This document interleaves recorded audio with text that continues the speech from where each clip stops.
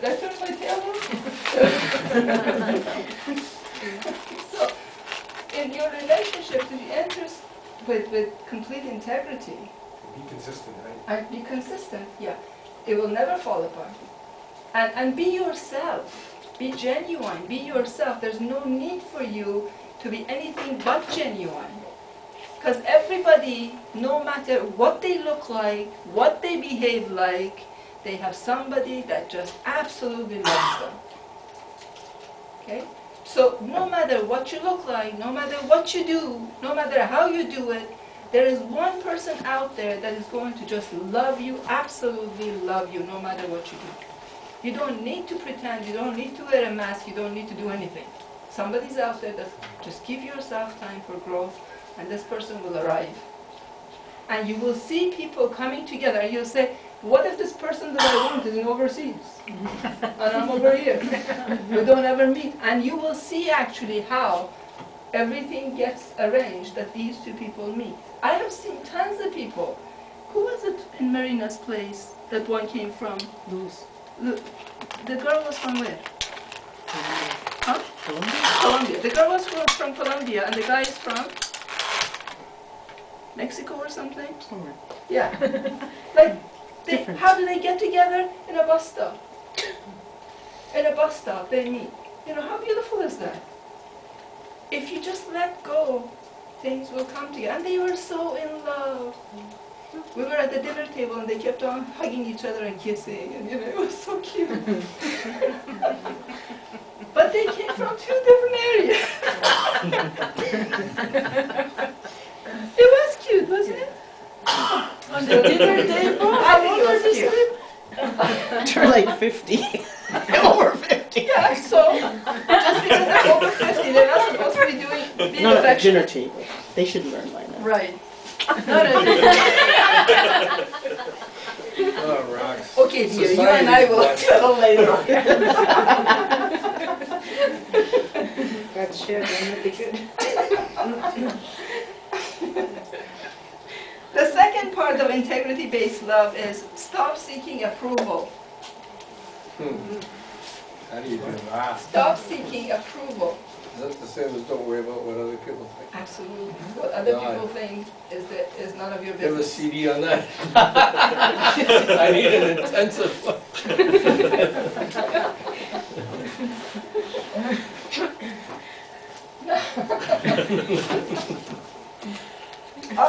We tend to depend on other people's opinion too much. You know, too much.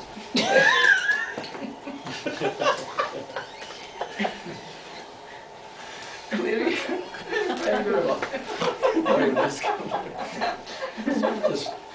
Just for me. I'm there too, Peter, I fall into that trap. We have a seminar coming up for that. We'll do a seminar just for you. Oh, you think he's alone? You too? The more the I merrier. know another 100. Bring them all. I'll rent this. I'll rent Sky Dome. You know, yours will be free. Yours will be free. And some of your friends. And their friends. And so on. And so on.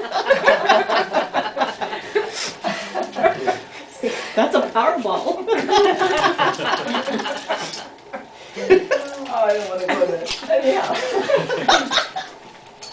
Try to depend on your own opinion of yourself. Okay, don't try to depend on other people's opinion of you. There is no way that you're going to get approval of 7 billion people. It's not going to happen. So quit worrying about it. This is a complete waste of time when you keep going around and keep on measuring yourself by others, keep on competing with them, you know, or comparing with them. There is no comparison. Not two of us are the same. Not even identical twins are the same. Okay? They cannot be. They're two different personalities at all times. Not even two cats are the same. And I've had many cats during my life. I can tell you. They all have different personalities. You can't. You cannot compare yourself to somebody else. You cannot, and in that case, you cannot even ask for their approval because their approval would mean absolutely nothing to you. Their approval is only good for them, not for you, because you're not the same.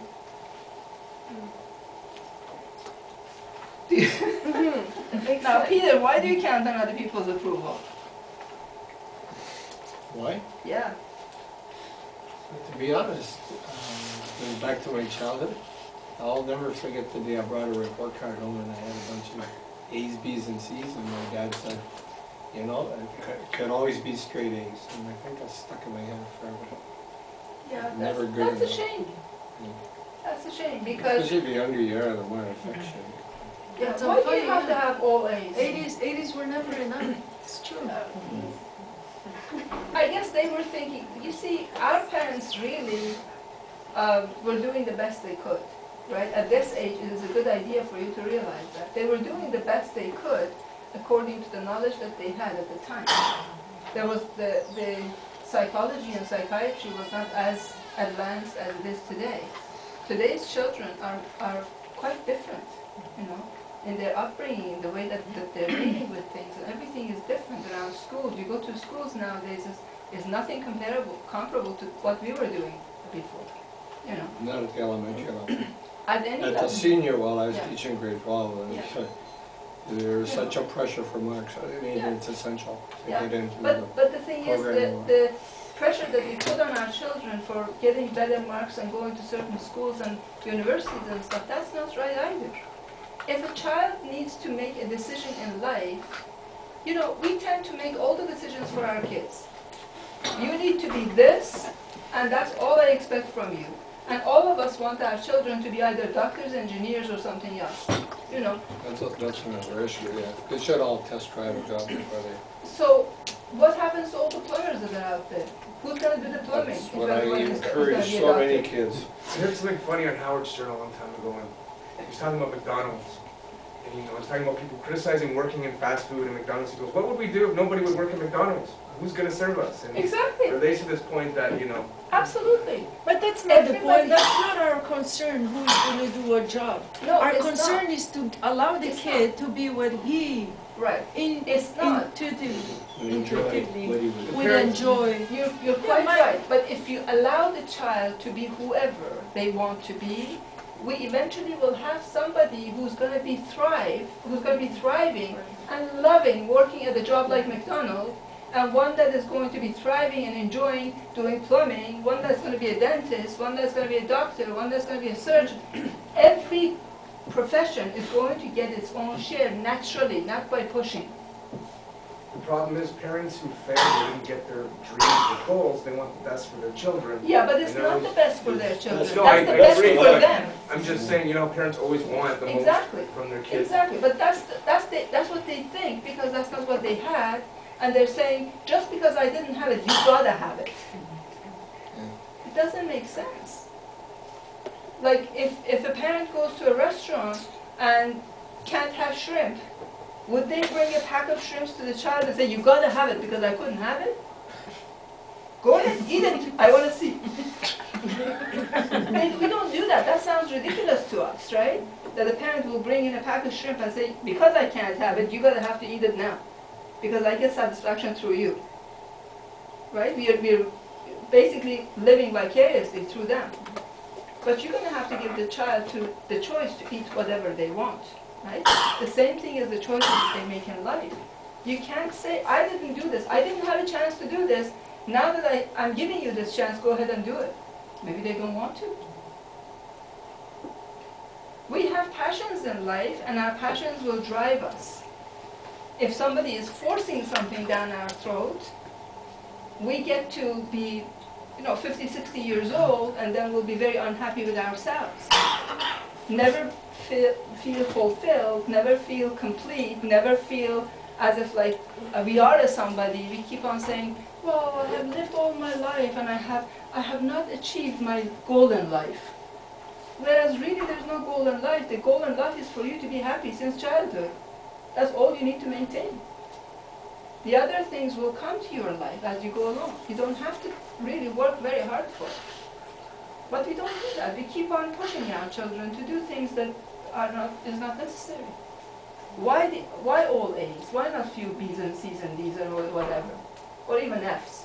What happens if the child doesn't make it through that school altogether? Nothing. So being Donald Trump. Exactly. Nothing happens, but we make such a huge deal out of it. My child did not go to school today. So the hell with it. He didn't or she didn't. When they feel like it, they'll get up and go.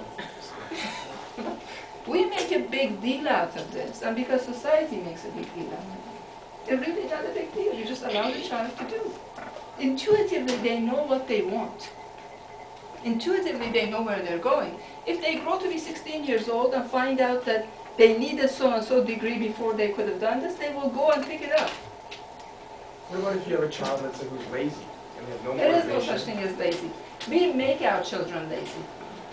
When you push something on a child that doesn't want to do, have you tried to dress up a little kid that doesn't want to put something on?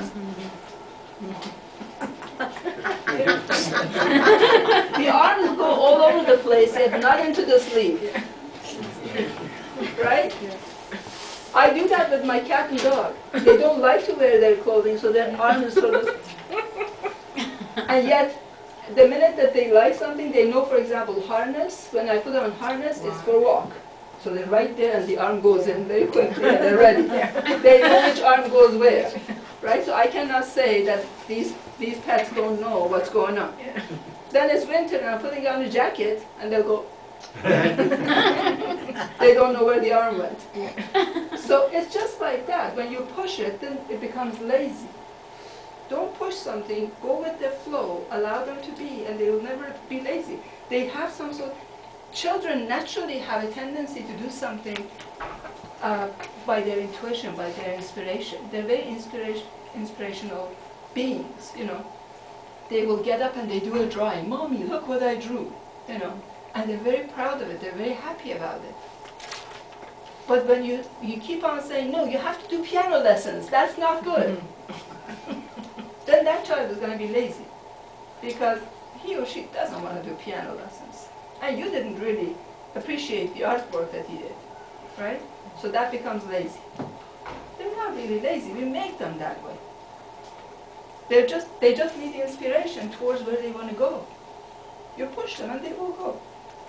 So how do you get to the point where your dog and cat put on their jackets and you can take them for a walk? I show them the harness. You put this on, I'll put on Then you harness. get They agree to that. I dangle the carrot there. No, seriously, how do you, I thought I had a lazy son. That, you know, with everything nowadays that they get and everything, they hardly are motivated to do anything. What do you mean by everything that they get? They're more hardly motivated to do it. What is it that they've gotten? You know, if it's comfortable at home and they have what they need, they have what they want, they have whatever, and they'll. I have one that sleeps during the day, he gets up at night, and he continues to do that. He's What does he do at night when he gets up? No, it's hard to tell because I'm You're sleeping. But I tell you, I mean, either he's cooking and eating and then going out and picking up a girlfriend. And it's just after 4 years of university, he's just not doing very much. He decided what he did was all no good. You know, it's a possibility. Okay, so 4 or 5 years, that's fine. He even wrote his LSAT. He doesn't want to be a lawyer. He doesn't want to be this, he doesn't want to be that.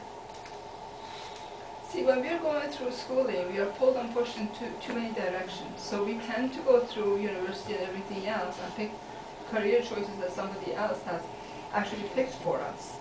Or the school system has picked for us, because we have counseling now, right? So when you're going through your high school, they will say, well, you'd be good at this, right? So you'd be good at this is different than what I want to do. So most of the time, children, to please the parents, to please the society, to please many other things, they pick careers out of high school and go to university and finish them. That is not them. So he might have been a very successful lawyer if he continued this, or if he's in law and stuff like that, but it's not his passion.